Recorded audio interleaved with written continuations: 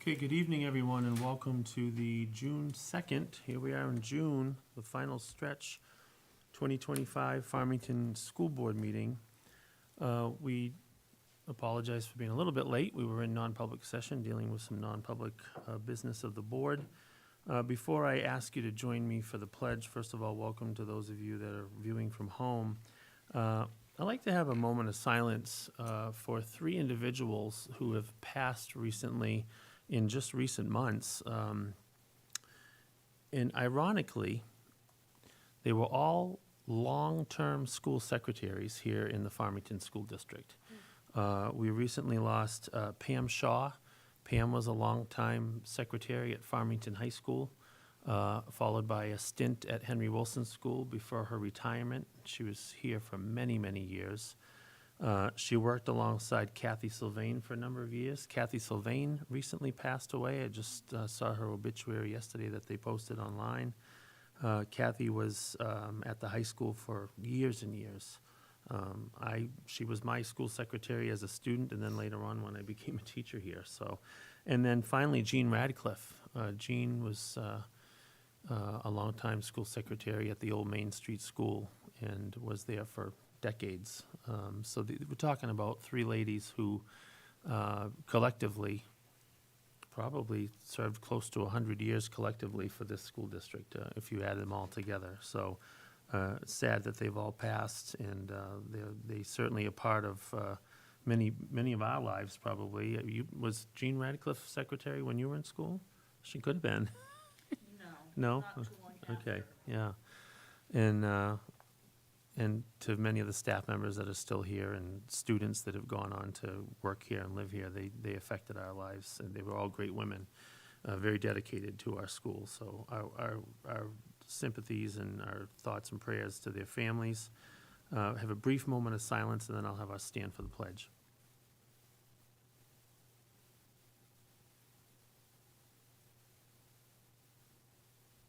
Thank you. Please join me for the pledge. I pledge allegiance to the flag of the United States of America and to the republic for which it stands, one nation, under God, indivisible, with liberty and justice for all.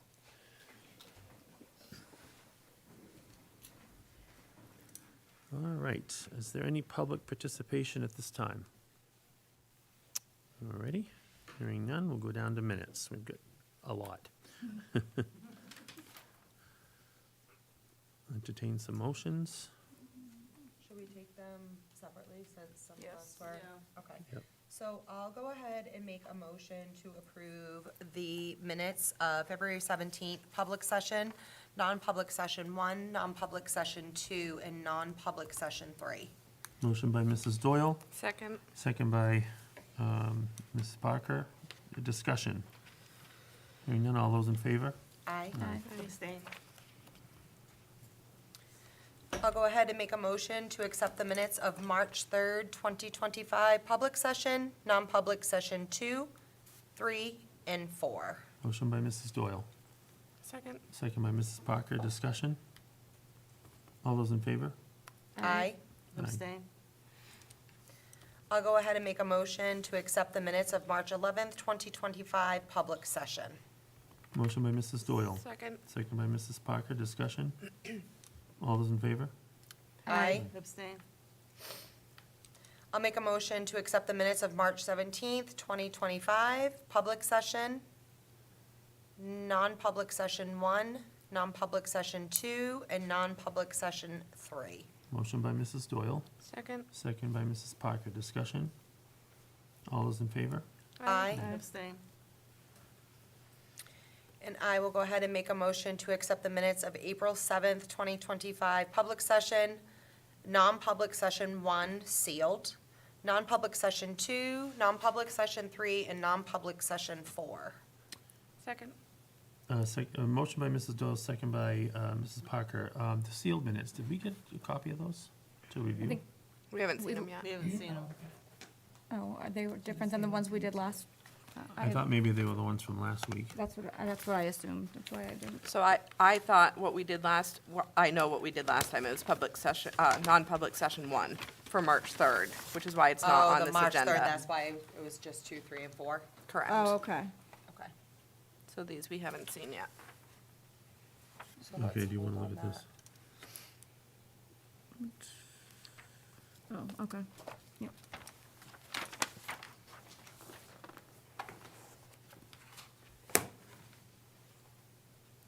Yep.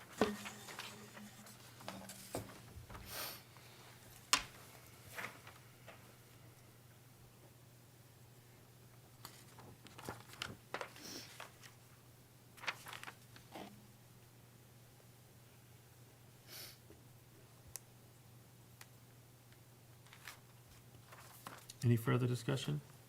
All those in favor? Aye. Okay. We've got reports, and we're gonna kick it off with curriculum. Hello. How's it going? It's going.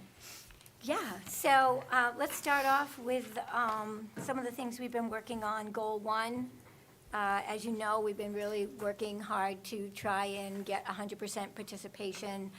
Some of our numbers were not accurate because of that school accountability rule where 95% of the students have to take it or you get points deducted, basically. And so that was one thing. And for the SAT, we were nearly at 100%. We had a couple opt-out forms turned in, and other than that, everything rolled very smoothly. So I'm excited to share that with you. Because of that, and the energy that people put into really, let's see what our kids can do on the PSAT and the SAT, we ended up with 10 students being recognized by the College Board. One of our students on the PSAT scored in the 97th percentile. So basically, 3% of the population scored above him or her. So that's great. I did attach the SAT comparison data. You can look at it when you would like. If you've already looked at it and you have questions, let me know. We are inching closer to our state values and benchmarks. So that's all really good news. And then for our SAS testing, that has gone on for pretty much the whole month of May. Giselle's nodding. There's a couple really cool things in there. If you click on the SAS results, I did some data crunching, and there's been a lot of studies at the national level where people are trying to figure out, so where are our kids in relationship to COVID? How have we moved? And you will see there is a trend growth post-COVID. There's only one area, which is the 7th grade. I'm winking at Giselle. But other than that, upward trends, 100%, like besides that one 7th grade downward, and that downward was only negative 6%. So we saw some really great things happening there. In general, the same thing on our math tests. So the math, I guess, was probably the biggest growth. I'd like you to also look at, besides the post-COVID growth, the 3rd grade math scores. Last year, they were 27% proficient, and this year there was a 70% increase, and they're 46%. So I know that math was, programs we were rolling out, the Into Math, and it looks like, I don't have all the variables in the equation, but if we just think, did actually giving focus to that program and accepting it and trying it work? I think the numbers show it did. And so I think that's really important to look at. For 11, the science scores, eighth grade science knocked it out of the park. So you can do your happy dance. 63% proficient. Now, the state, people cannot get above 50%. They crawl their way up there at all schools in New Hampshire. As a matter of fact, at one point, they considered changing the test because it just wasn't working, and people are teaching, and the test did not align. So eighth grade, 63%. I don't have the 11th grade scores. There are a few makeups on those. But that eighth grade was a growth of 43%. So that's something really exciting. So that's the update on that.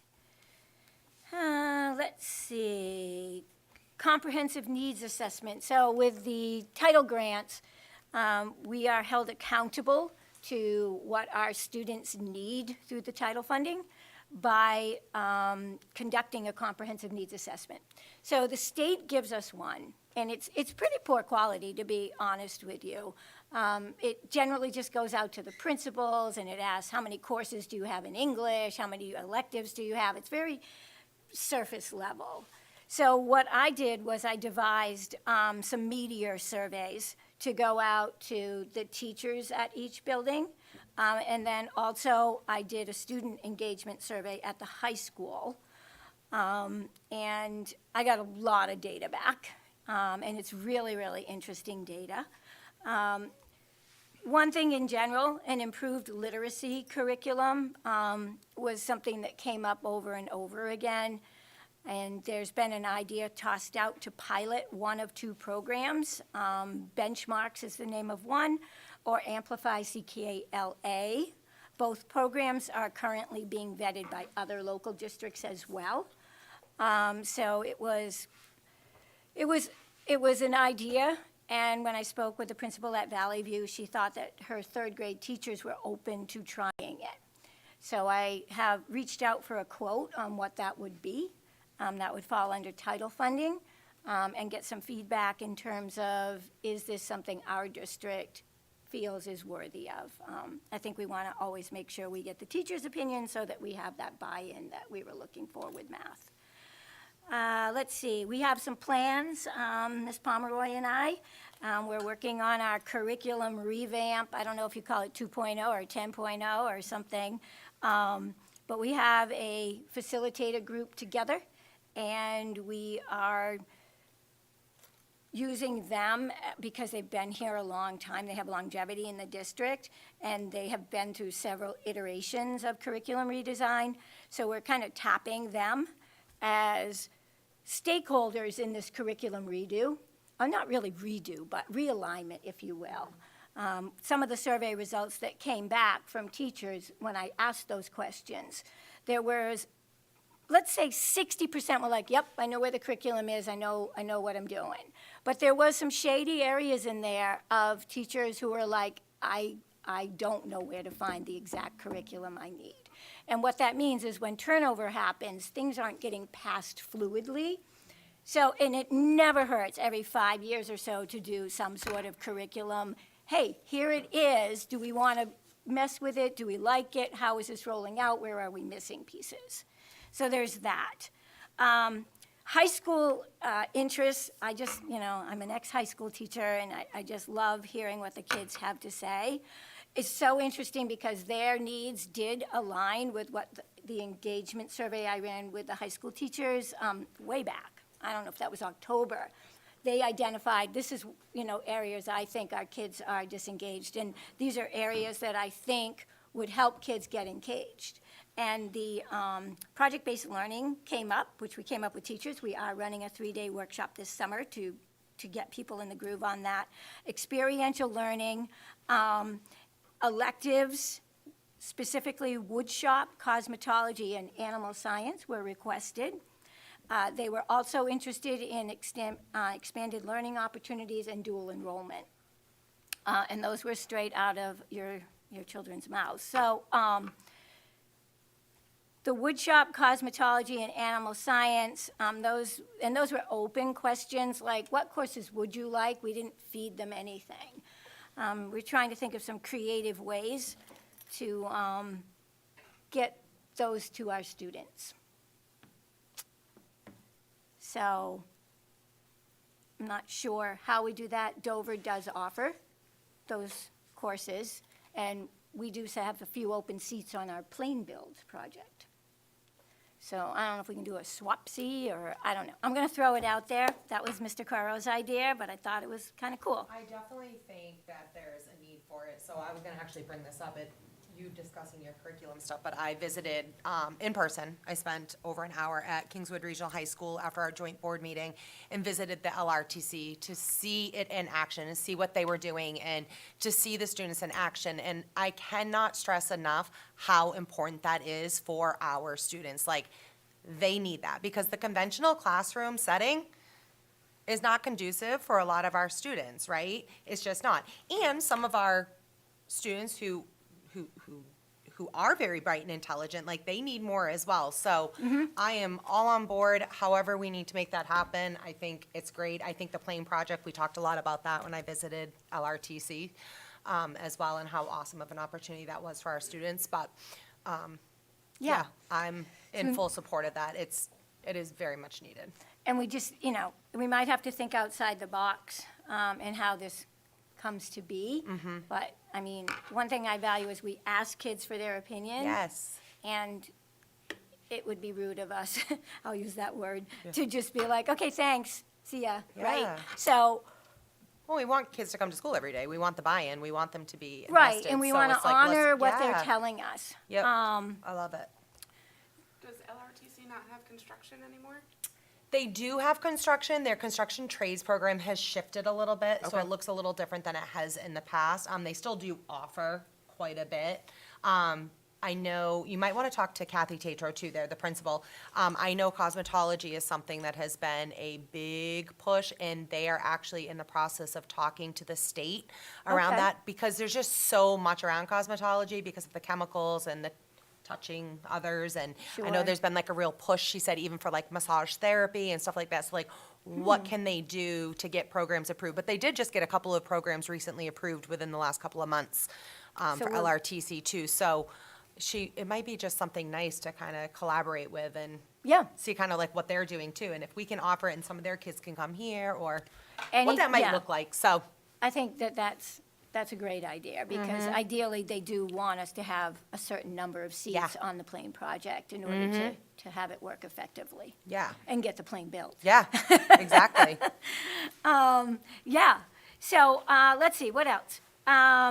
End of PD, end of year PD, again, we're working on that curriculum, project, some goals, expand the ELOs, alternative pathways, some ways to address some of these issues. We do have to form a separate stakeholder consultation group now that the internal work is done. We need to tap into our stakeholders in the community. I think I mentioned this before, and I do have a list of who was on the committee. We don't have to do a committee, we can do a consultation group. But you two were it. You were on it, and you were on it. Sure, I probably volunteered for it. Who knows? And Giselle was on it. Band back together. I've well, never what even I'm heard of thinking it. is, I don't What was ever it called? remember. it's called a stakeholder committee, and it's part of the needs assessment. You're supposed to have a committee that works on these goals, and you did. the But we old need to, enhancement we need to do it again, and we need to, Is that part of like the Learning Enhancement Committee? Because that would have been you and I. Yeah. Because I've never maybe they didn't call been it called a that. stakeholder. the Learning Okay, yeah, that makes sense. Okay, so I'll be reaching out. My thoughts are. Sharon probably has some extra time too. She'd probably love to join.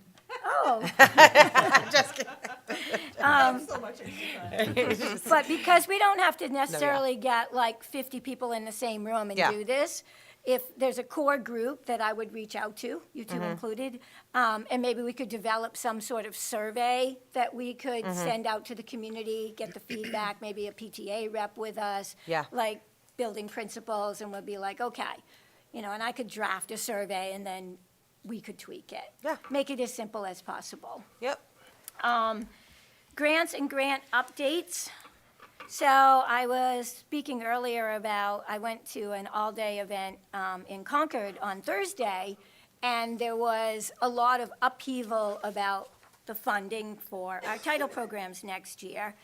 They moved the deadline from June 1st to July 1st, and then they said, well, now you can have from September 1st to apply, which was making most of us anxious. Then today I was on a Zoom call, and they've walked all that back. So it seems like there's apprehension in Concord. They don't want to guarantee us anything. But today it was all, roses and smiles, and everything's going to be okay. So that said, hopefully we'll know our allocation for our Title I funding by a little after July 1st. Well, we'll know the allocation in the next couple weeks, and then we should have it by mid-July. We'll have our second allotment in October. And according to them today, the amount is actually more than last year. So, and again, this is a moving target, not much more, but more. Yeah. So that's all good. When I wrote this, I was in a little bit of a anxiety attack. So don't worry about anything right now. You'll do all the worrying for us. All right. Couple new courses we're throwing out there with the plane build covered by title funding. One is a librarian initiative project called Community Mapping, Civic Education, Leadership Skill Building. And she has gone to this training, and she's come back with this amazing class that she will offer on Fridays during study hall. Kids can take it. She's thinking she'll have at least 10 kids. They will work with the community, understand, they might even work with one of you on the board, the select board, different civic organizations, and those, at the end, they're going to pick a community problem and solve it. So whether it's food scarcity, homelessness, clean water, whatever they discover as a community issue, they'll work on that. So that's kind of cool. Let's see. We've got theme-based summer camps coming up. That's super fun. It's called Swinging into Summer, and about 11 teachers have volunteered to run camps for ages K through 12. Lots of different themes out there. We put it on Facebook. You're welcome to take a peek at it. We are almost full. Farm to School went great. Annie Krasner and Patricia Frizella came up and helped with the school gardens. We had donations of soil, wood chips, tools. People came over. It's been really fun over there. Megan Grondin, I'll give a shout out to her, and she is leading the charge. And Melissa Wood's second grade class is doing that, or is it first grade? She's First. second grade. First grade. Okay, and the last thing, that forestry project, I don't know if you guys heard about it, but we did a Zoom with the leader of it, and me and Carol Frankowitz, who's the ELO coordinator, and it's going to be amazing. They do the whole curriculum. It's asynchronous, and then there's 7 hours of field work and 7 hours of following foresters as they do their work. It leads to, they had 3 pathways. One pathway was you just love nature and you just learned a lot about forests. The other one was you could pursue your forestry with a 4-year degree, and you'd have this certification, which you have to get out of that 4-year program. So you'd be you'd have something to go into the program with. And then the third one was with that certificate, you can work for a forester that has a 4-year degree. So, win-win. I think I'm an old environmental educator, that was my gig, and I'm just so excited for this opportunity. The people they'll be working with from UNH, from the Forest Society, American Foresters, it's pretty cool. And low-hanging fruit in terms of the asynchronous work. The field trips will take more to budget into the schedule. And then we're going to run it through the ELO program. So you would be enrolled in an ELO, but it would be specifically this program. That's awesome. yeah, That's again, really giving them awesome. the That's like- opportunities yeah. wherever we can find them. And that's it. Questions? I have one. Back to the state testing results, when we see that 20% dip in seventh grade, what's the plan of action for that? So that's a great question. These results just came out. We're still waiting for eighth grade. I am I going. guess I didn't expect a plan of action yet, because I know you Okay. just got them. But I guess my question is, I'm sure there will be one. So, yeah, and I think before this even happened, Ms. Pomeroy and I, we had some discussions about teaching methods and techniques to reach all learners, and how to get kids really engaged in what they're doing instead of the surface letter, let me give you a lecture, and then you get to take a test or quiz or what have you, turn in some work, and move along. So we did run a whole discussion-based learning in response to that for the middle school, where they had to create a discussion-based learning activity, and then I went around a few days and observed them doing it.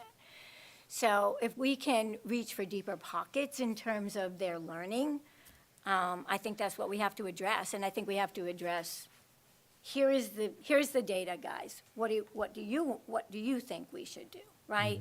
So it's important to attend to that. Maybe it's just a fluke. Things like that can happen. Maybe, I'm not sure what was going on when they were taking those tests, but it's the same environment every time. So, Yeah, I just want to, I'm sure it's on your radar, I just wanted to hear that it was, of course, so. Well, always. it's not just that one seventh grade, like that 20%. I that was mean, the big there's, one.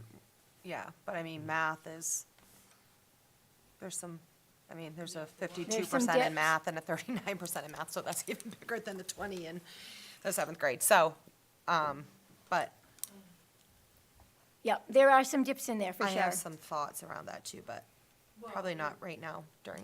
One of the things is if you look at it, the fifth grade tested early because we thought it would be in their best interest to test as close to the time their teachers left on their maternity leave. 2 out of 3 teachers had babies this Yep. year. So, they still had more curriculum to go. Seventh grade, we've had 2 different math teachers in there this year. Yep. There's a lot happening, and I think we can look at the reasons, but for next year, what supports are we putting in place so this doesn't continue? Right. Yeah. And some of that discussion we've had previously, Yeah. so that's why I was saying, like, Yeah. I know some of it, Yeah. but. But we had some bright spots, No, there are bright spots, certainly. There are, certainly. some big leaps in some I areas. love celebrating growth and But you're right, positive there were some roses. setbacks too. Yeah. We have to look at all We'll of it. clip those roses. We'll work on those thorns. Okay, student services. Hi. Hi. Oh, so good to see you all.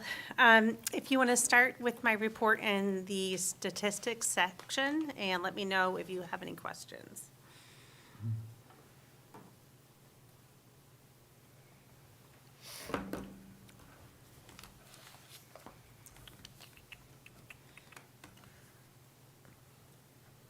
I couldn't open this earlier at home, but I couldn't open the financials either.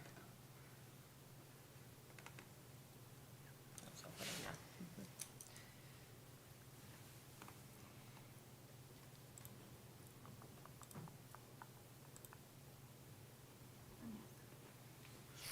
You all set?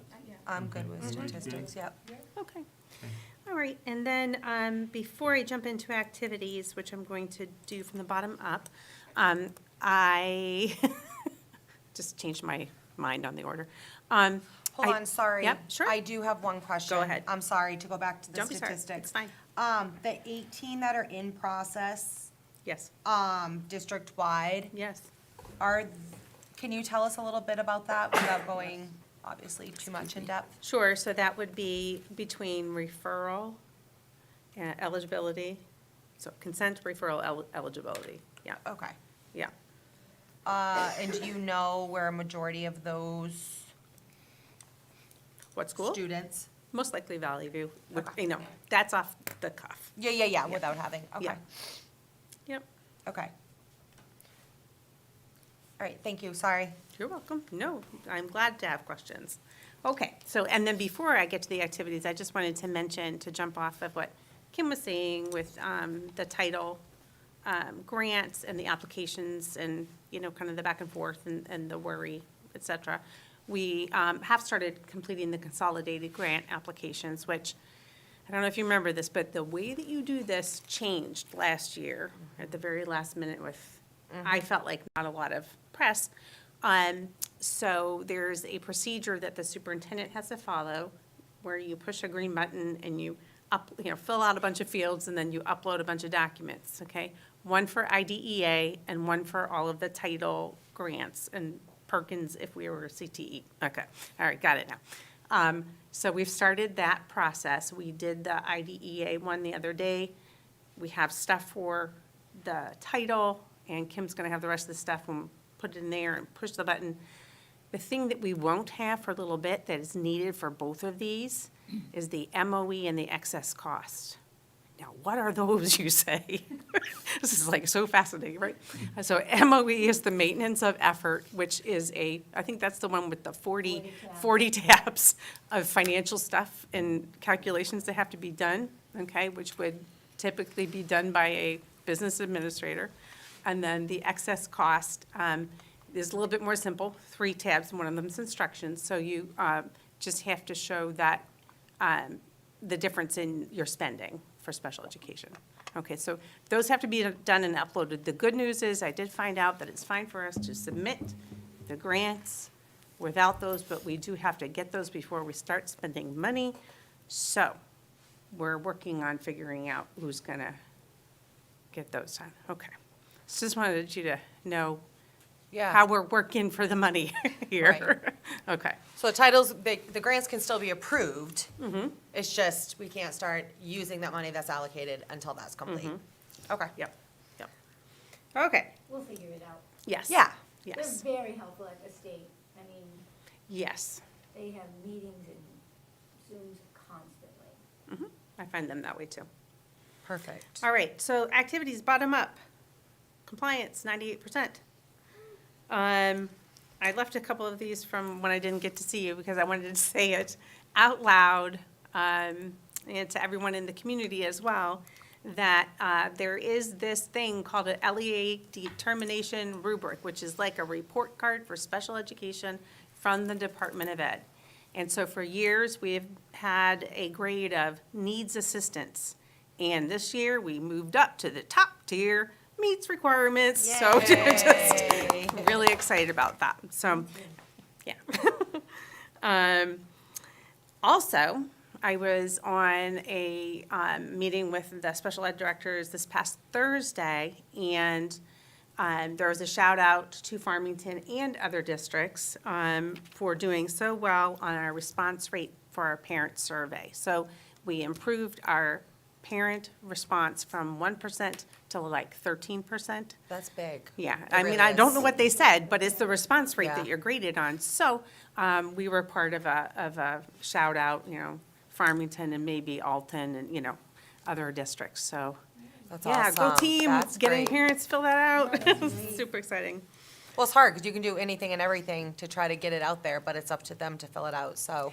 It is, You but know, I and do it think we comes have down the, to yeah, relationships, right, with your parents too, and just Yes. letting them know the support, like, we need this. yes. Good. Yes, Yay. exactly. The program approval process is complete with corrective action complete. We're just waiting on the final report to see if there's anything else that we need to do. And then finally, I wanted to talk about a couple of things regarding preschool.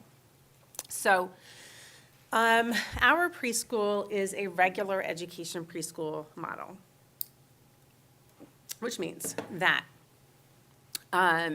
in order to call it a regular education preschool model, and this is also part of our district data determination rubric, the ratio of identified students to non-identified has to be 50-50. So if there's more identified students than 50%, you're gonna not do very well, okay? And the lower that goes, the worse you'll get. And the reason is that the children learn more from each other, and it's really important to have typical peers and typical peer models in learning. This year and last year, we have struggled to have that level of ratio.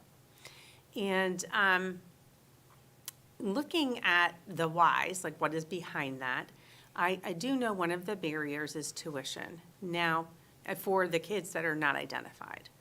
And you might think, well, it doesn't seem like all that much to pay, $800 to $1,000 a year, but it is for families. And I did have some families bow out this year because they couldn't afford it, but then didn't qualify, because we also have, if you qualify for free and reduced lunch, there's a lower rate. And which is unfortunate, because I also think like, oh, those are the families we want to probably even support more Right. because of where, of the challenge that they face themselves in. So that got me thinking about tuition and how we might be able to solve that problem. Then there's another phenomena that happens where you will get more families bringing in their 4-year-olds than their 3-year-olds, because 4-year-olds, oh, let's bring them in, start getting them ready for school and to the environment. The next year they're in kindergarten, and the 3-year-olds are, I'm not sure, and oh, it's $800, and oh, so there's a number of factors that are barriers. So, I think, so if we look at what is the income from tuition, it's not much. So this year, it's maybe 10 students paying tuition. Say they were all paying $1,000, which they're not. So it's $10,000, right? A year. It's not that much. I would like to fund that differently. So one of the ways that we can do that is we can use the IDEA preschool funds to partially fund one of the preschool teachers. That would offset it by the $7,000 more or less that we will receive for IDEA for preschool. And that is an allowable activity.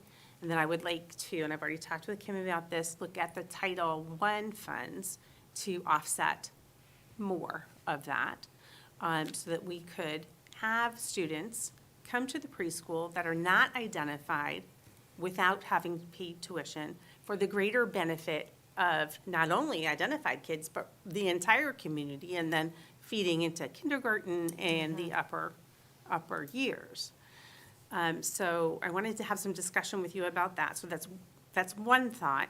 Another thought, and we could do both of these also, another thought is to change the way that we change our model, which is right now we have 3-year-olds in the morning, Monday, Tuesday, Wednesday, Thursday, 4-year-olds in the afternoon every day of the week. And then the preschool teachers have Friday morning for consults and meetings and testing and that kind of thing.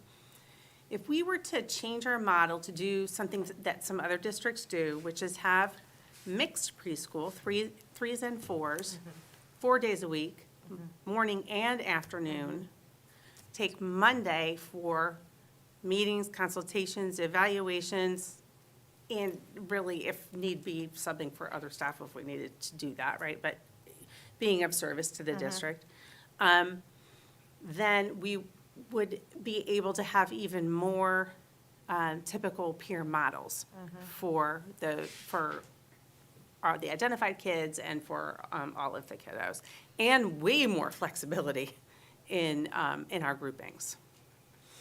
The way that the preschool is currently set up is that we would be looking at a class size of about 12.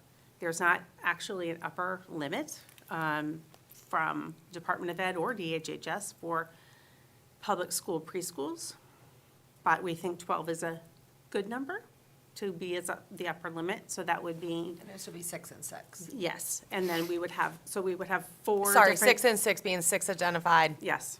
Student in special education, 6 typical peers, just for clarification for all of you listening in. Yes. So then, we would have 4 different options of places for kiddos Yes. that were not identified to come.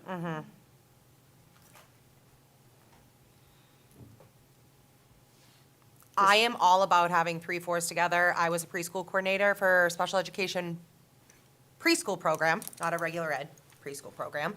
And I think that there's so much to benefit from it, so I am all about it. I think that the opportunities for the students, typical and identified, I think the options for programming, morning, afternoon, the collaboration, the 4 different options, I think it gives so much more flexibility and doesn't pigeonhole you in, so I would be all about that, and I would be in full support of that, just from my experience. Thank But that's you. just me speaking as one member of the The board. restructuring and the tuition change? I would heard be- 2 proposals. Are we talking about one or the other, or both? I think probably Well, both. I mean, I like both, but, you know, you can take them in pieces. Oh, also with the tuition, I should say that if it is something that you would like to see, one thing we could say, so that people have some buy-in, is maybe they could do some donation of goods or services, you know, towards preschool. Maybe that's a sticky wicket, though. But anyway, sorry, Joel, keep going. How does the preschool payment happen now? Is it a lump, the $800 right at the get-go? No, Okay. this year they paid half upfront in September and the other half in January. In previous years, it was monthly, but the problem with that was that there was nobody to chase after the money, so often it went unpaid. Well, I don't think it was that nobody was chasing money. I think that it was, people were trying to chase the money, and parents already had students enrolled and said they couldn't afford it, and then therefore, what are we gonna do, kick their preschool student out? Okay, that's fair. I'm just speaking from the Yeah, person yeah, that. yeah, so I feel like some of collected it the was money. that for Yeah. my, kind of hands in the pot with the situation when I first came on the board. Mm-hmm. And that may have changed, but Okay. that's my understanding. Yeah. I mean, I think that a preschool program is amazing. I think if we have ways to fund it through IDA and other grants to get more students involved and get more typical peers. I know half-day is difficult for a lot of parents to begin with, and then when you have the half-days and tuition, I mean, look at our district, like Farmington, right? Like, it's not a super affluent town, let's be real. So I think that it just gives more students more opportunity to get into the school system. And a lot of times, from my experience, some of your typical peers that sign up often end up being students that either thrive, right, and are great role models for your identified, or end up requiring services and getting what they need earlier on, so then therefore they can be more successful when they get to kindergarten, first grade, second grade, so, Oh, this is a funding model that is used by some Yeah. other districts as well. right. Yeah. So, I think it's a win-win, I think it's great, I would be a proponent for both.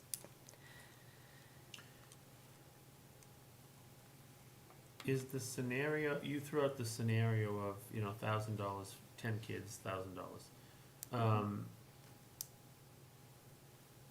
If that's how you restructure the grants and IDEA to cover that, is it possible, though, that more than 10 kids would come in?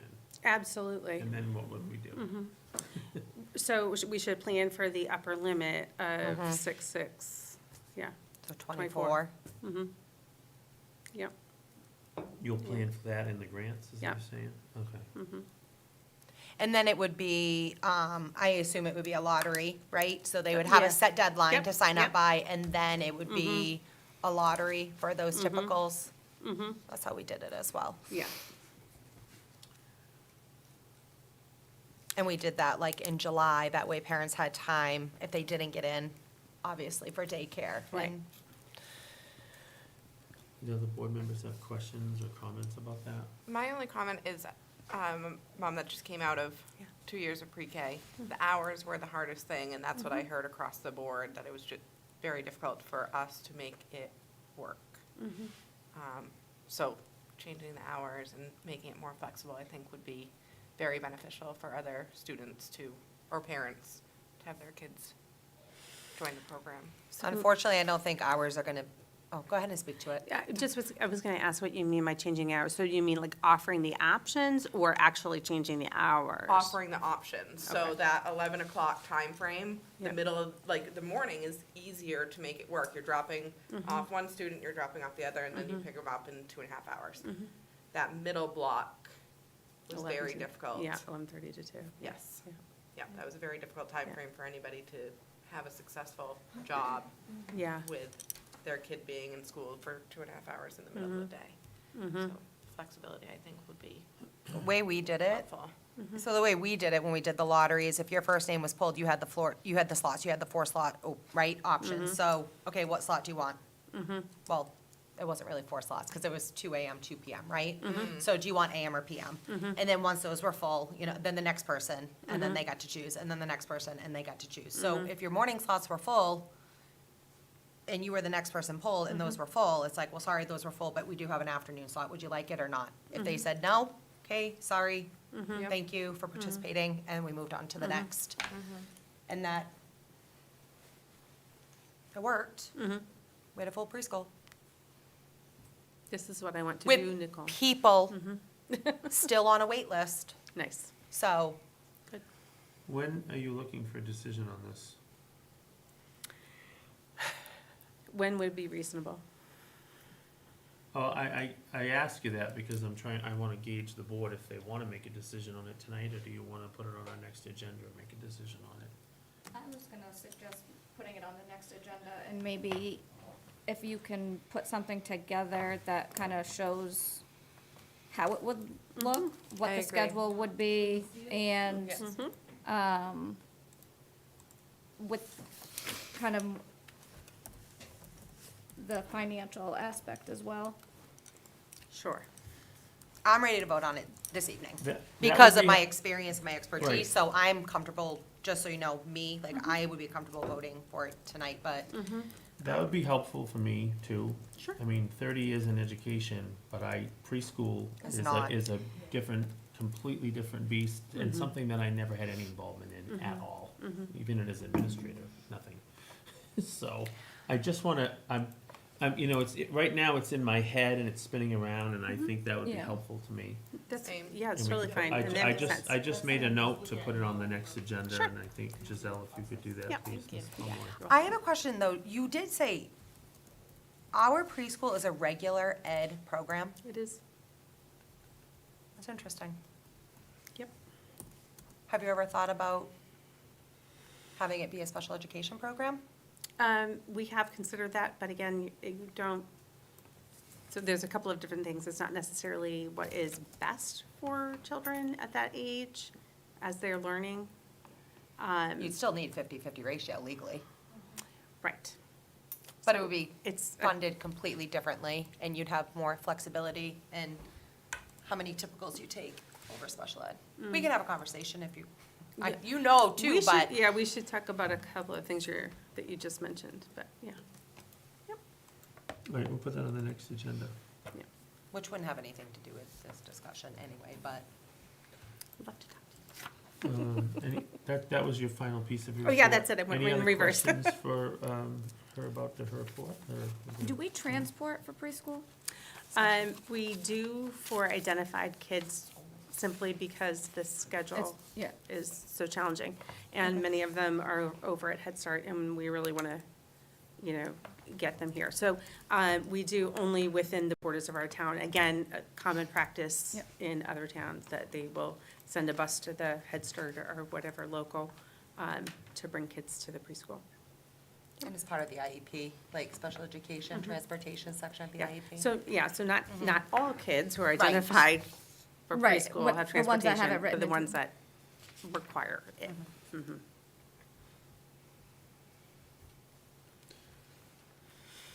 All right, thank you. You're welcome. Financials. I completely forgot to put something in the folder for that. Okay. I'm sorry. I was gonna say, I didn't, There's nothing in the folder, I I know didn't that. see anything.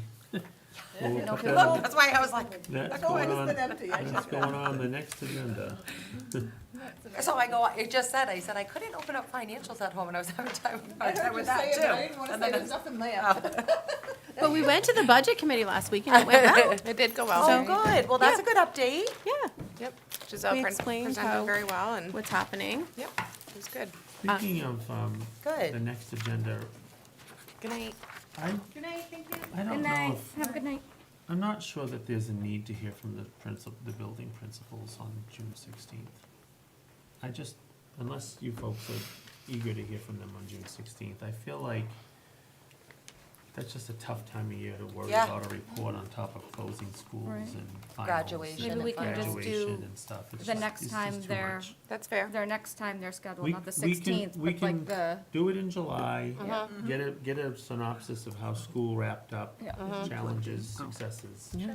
Yeah. You all right with that? Yeah, Yeah. I think that's a good point. Right, so we won't do that. Okay. So will we be meeting on the 30th, since every other week, or we, No, twice No. monthly. so we're just doing, Maybe the okay. 7th and, yeah, And I will not be here on the first one of July. July 7th, 21, okay. okay. Okay, new business, transportation update. Hi, Gil. I see Gil's here. You don't have to stand up there, Gil, if you wanna sit over here at this microphone, you can. You can wheel yourself right over even. Yeah. Right.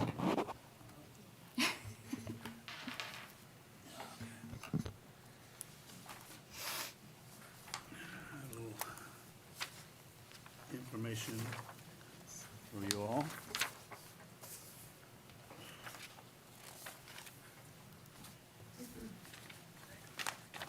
Sure. Oh, sorry.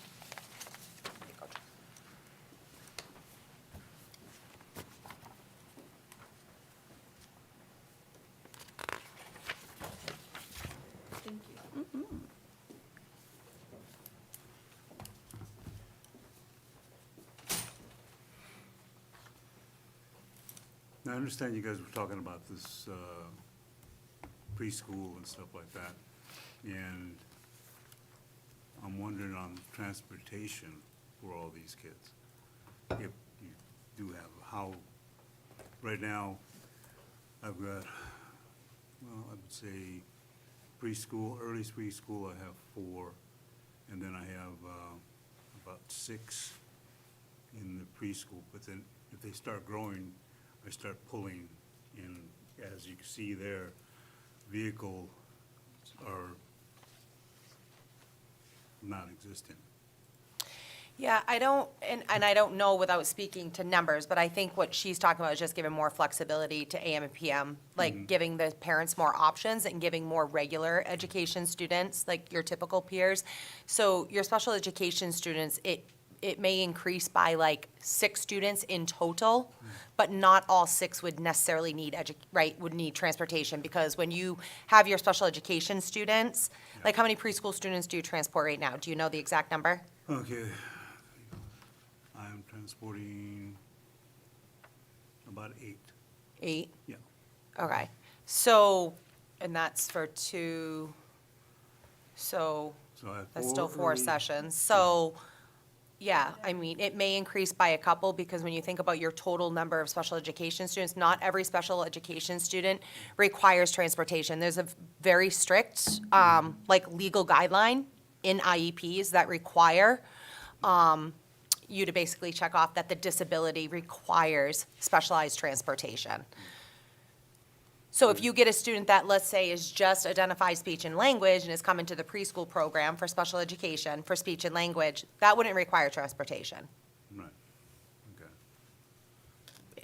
An IEP wouldn't say yes. So it No, I might was just kinda increase, wondering. yeah, So no, it yeah, may it's a not be good as question. scary as it sounds. Right, Yeah. right. Okay. Okay. Now, you see there, on the papers I just passed out, The good news from the state was that we can use those 2 vehicles that were 15 passengers, use them till the end of the school year. After that, we cannot use them at all. Not We could even, use them for events, okay, but for transporting home to school, school to home, no. I even asked for summer, and they said no. and those are the smaller vans or the No, big, those are the big ones. the big ones that we bought with ESSER money? What had happened there, I went to a meeting, and they were discussing it, and they were gonna say that, well, we're gonna check all the waivers on it. Well, I started researching for the waivers, and no one ever put in for a waiver. So we got Xed out. What's the reasoning that they're no longer any good? The federal government says they're dangerous, incompatible. One, they have one door. But they'll let us use them for events. Well, Right. that's my piece, like, Yeah. I'm like, oh, so it's okay to put our athletes in it, but it's not okay to put, Oh, No, well, if you look at the van, it has one door, sliding door. And of course, the passenger and the driver, and it has a back door. But you have all these seats in the way. If they get hit on that side of the door, you cannot get those kids out. So I understand what the state is saying, and I understand why the state gave a waiver during the COVID. But they also stated that they were gonna start pulling them away. Ours, unfortunately, no one put in for a waiver. So when I did the research, there wasn't any paperwork. So I called the state, and the state said, we'll take a look into it. They found nothing. So they gave me the permission to use them to the end of the school year, but after that, we're done. okay. So this is where I'm looking at asking for a couple of vehicles. Right now, I've got one van and the other 2 that I have are down. 13 is going in for major work, and I don't think it's worth it.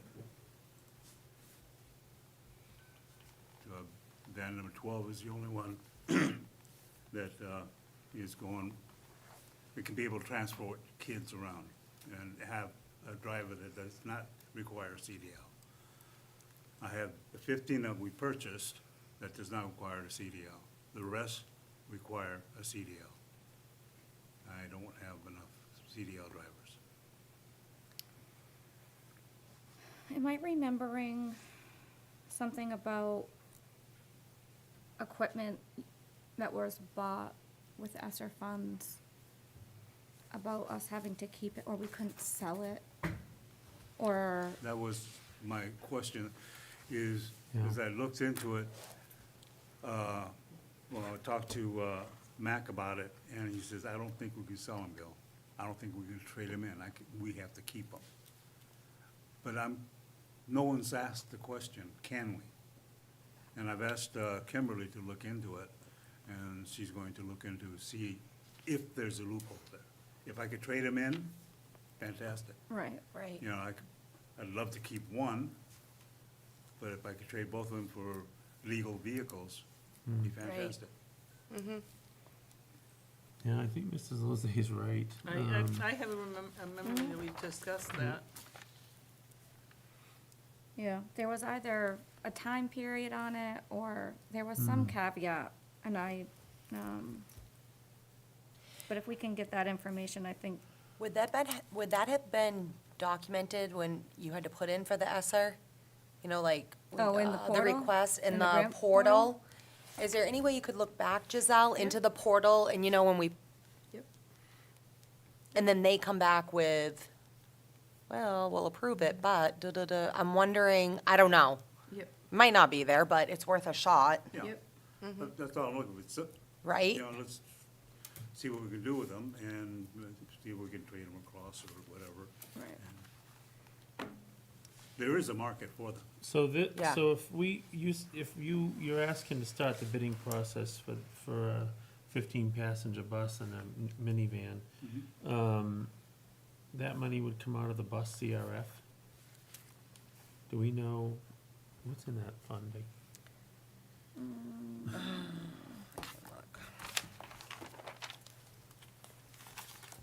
She might be able I to don't find think we it put anything quicker. in it this year. I don't think we did either. I'll probably find it too.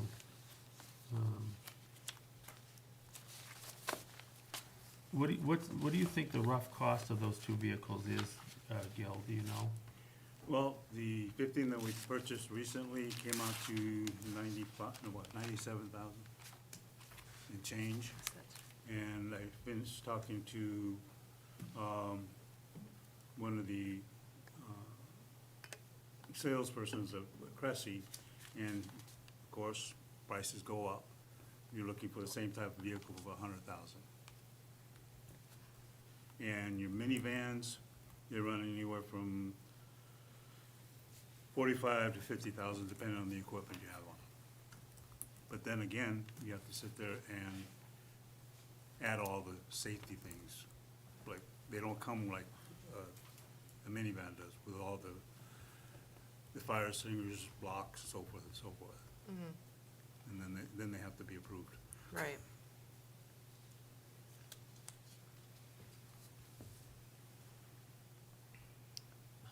Can't find it.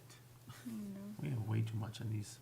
I just wanna empty this thing and just start over, it's so hard to find things. It'd be nice to have tabs with like Ugh. topic. Oh, wait a minute, is this it?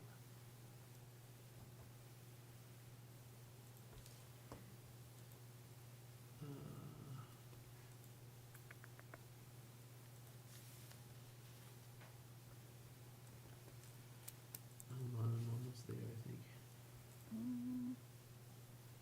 So this talks about keeping or selling or disposing, but it says nothing about trading. Right. But at least. So it's not a- online, there's a breakdown of rules that Sharon found regarding the sale of vehicles purchased with ESSER funds. But, It looks. it's Beginning of only this about year. keeping Yeah, or beginning selling of the this year. vehicle. 111. And if you Yeah. sell it, the education department is then entitled to a portion Of the money. of the Right, sale right, of the yeah. proceeds, but it says nothing about trading. Yeah, that's what I thought. Beginning of this school year, But- in the bus CRF, we had $111,270. And then we moved 150 over. Yep. We did put 150 in there, Yeah, and that was approved we did at the that. election. I just, on That April, was- That was on the, oh, was that on the warrant? that was on April 7th. We, board authorization to deposit approved trust amounts. We Oh, need to revisit because that. those hadn't been deposited Yeah. Right. from the prior year's year. warrant. Okay, I'm Right. thinking of this warrant. Nope, not this warrant. This is Okay. just what we just put in, so I didn't know if that 150 included your amount? No, No. Okay. no. Okay, all right. So, So there's 261,000, right around there. Have we paid for the 90K bus yet out of the I CRF? was just going to bring that up. 'Cause- I don't know, What? the last bus we bought, Illegally? yes. Yeah, that- I don't know where that, I mean, we spent it out of the general fund. Right. I don't think it ever came out of the CRF. I don't think it did either. No, so I think we need to revisit the bus CRF and where that, for that 90 grand, 95. 95 is before we Either go down way, that road would put us again. at what, 170? Yep. Oh, what'd you say it would cost for the two vehicles again? Well, like I said, Roughly. when I talked to Cressy, he's looking at 100,000 For both? No, this Oh. is for Just for the bus. minivan. Oh, the Minibus. minivan. A van. minivan? Honey? Hold And on. if I go shopping One around minivan, $100,000? Oh, the For bus. the bus. Okay. 15 The 15 passenger? passenger bus. 15 passenger Oh. bus. And then The what one- about the Like the one minivan? we purchased, I need to get in the Is it mini Rolls passenger Royce? bus business. okay? And for a van, I looked around and I'm looking at 40 to 50,000. You know, but Okay. then you have to outfit it Right. with everything to Right. be school bus. They do sell some, Dr. Cressy and a couple, they do sell vans that are equipped for schools. Yeah, but I don't know what the prices are.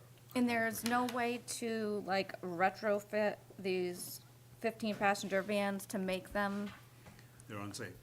According to the federal government, they're unsafe. Then why did they let us purchase them from the Due to- get-go? Well, due to the COVID. well, that was, It was a Yeah. COVID Asking. thing. And I don't Sorry, I understand guess it was either. more of a rhetorical question.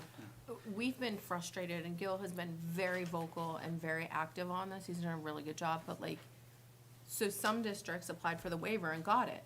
So they're still using it. So it's either safe or it's not safe. Right, what you does the, know? yeah, The or, waiver doesn't fix Make the it fact safe. that they're not safe. right. or does the Yeah, it waiver just says you're okay to say use unsafe we vehicles. are That's what the waiver recognizing says. that it's not safe? and- Or you can use them for your student athletes, even though we deem them unsafe. However, you can't transport. Kids It to just school. doesn't seem right. But if we can trade in the other ones, then that would obviously lower our cost. Right.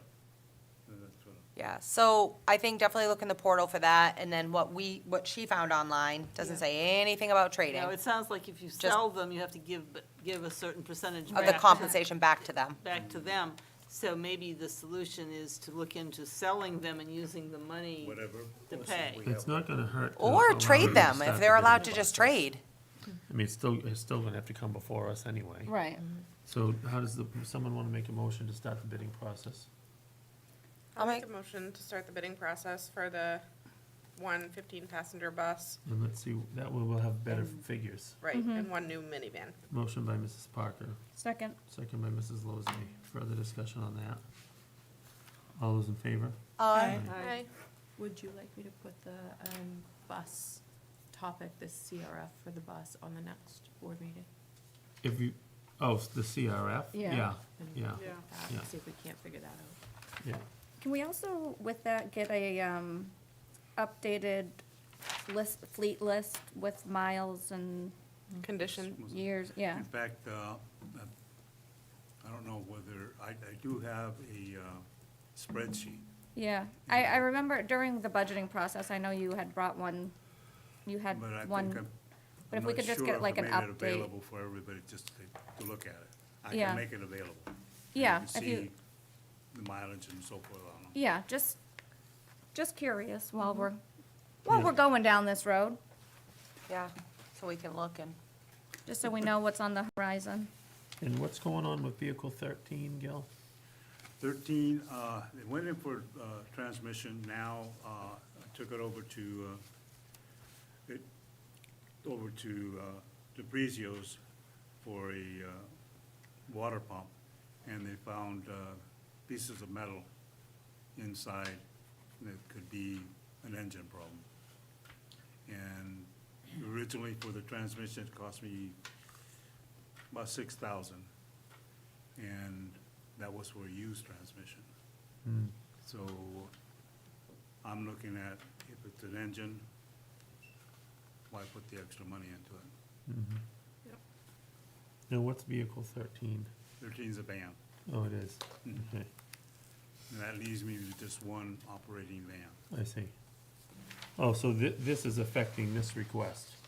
yeah. Okay, okay.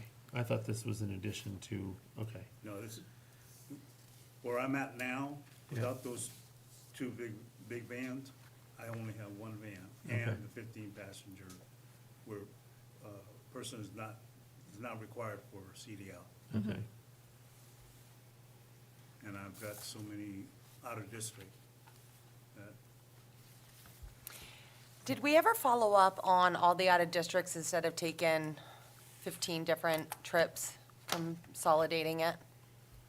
We've consolidated as You have? much Okay. as we can, yeah. Perfect, good, Yeah. okay. I just wanted, I Yeah. just, I No, hadn't, he's done I a hadn't really been here good- the last yeah. couple, so, He's done a really good job. awesome, thank you. Utilizing everybody. All right, well, I thank you, figured, Gil. And the I drivers, figured, too. I Yeah, figured, I kudos just to wanted them to make because sure I they're that, kinda hated to be the bearer of bad news, but Well, it is what it is. It is what it is, It's exactly. it's not something you can Okay. control. have a good night. Thank Thank you. thank you. All right. Meal prices, 25-26 school year. So our current meal prices for the elementary school, full price is $3.50. Middle school is $3.75, and middle and high school. The free and reduced is 40 cents, and those are all lunches. Adult is $4.25, and then the breakfasts are $1.75 for elementary, $2 for middle and high school. The reduced is 0 for breakfast, and then adults are $2.75. So we have to set them for next year. Is there a recommendation? I was just gonna say, did we get any guidance from, Not that I know. I'm sure there is guidance, but I did not. Who does that come from? well, I didn't know, Does it come from there? Fresh Picks or whatever? Yeah, I was that's gonna say. Or what- is that Is who the we use? program paying for itself currently, or is it in the red I don't again? know, whatever it's called. No, It's a new- yeah, no, it's not. So if it's in the red, Right, that's, yeah. Can we reach out to that company and talk to somebody for thoughts on that? And maybe other districts around, similar to ours in our, and the last, I don't think we've increased it We in a haven't. while. No.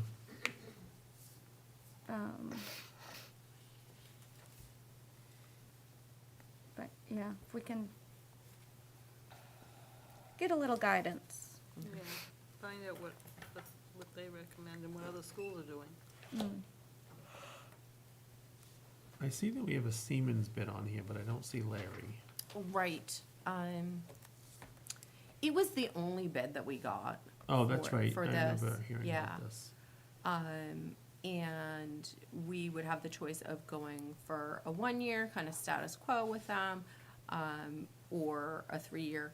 So part of the problem with the bidding process is that because there is some proprietary equipment that is Siemens, people can't really give us a valid bid because they don't know what we're gonna need for equipment. So it's kind of the recommendation to go forward 1 more year with Siemens and really figure out what we need, This is the bid for, the heating. yeah. But I do have it, and it was the only one. So, Yeah, I remember hearing about this. It was the only bid and. yeah.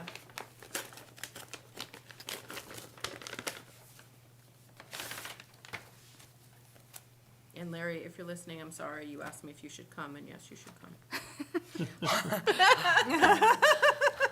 Well, no, usually when there's a bid, but I mean, it's not like there's there's no There's other, nothing to compare it to. there's nothing to Right. compare it to. Usually that, he's just here recommending which bid out of the however many we've got in front of us. so it's okay, Larry, you didn't really need to be here. You can just thank Giselle for the gift. Night off. Is the pricing on Yeah, the that's what I'm 4-page or? That's what I'm looking for. Oh, there's 2, so here, take a look, Will. Oh, 2 of the same, Yeah. should be right.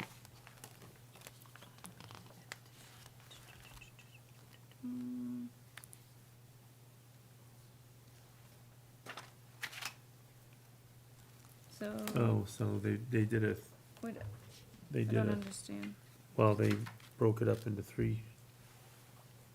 Oh, 3, So this is, the recommendation is to go with this 1-year bid, oh, this is years. which is what? Oh, I 40 see. Well, no, What's that over there? where's there?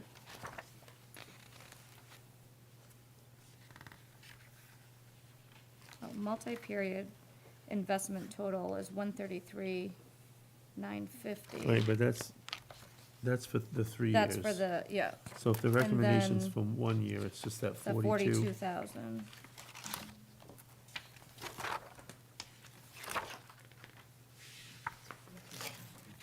And Patty's pretty sure we pay around 40,000 right now. Yeah, that's what I remember as well. Yeah. I mean, Well, according to this, it's the one, just this school year, The bid is 42,000, I can't quite read it. 276. 276. I'll make a motion to approve the Siemens bid for a one-year term of $42,276.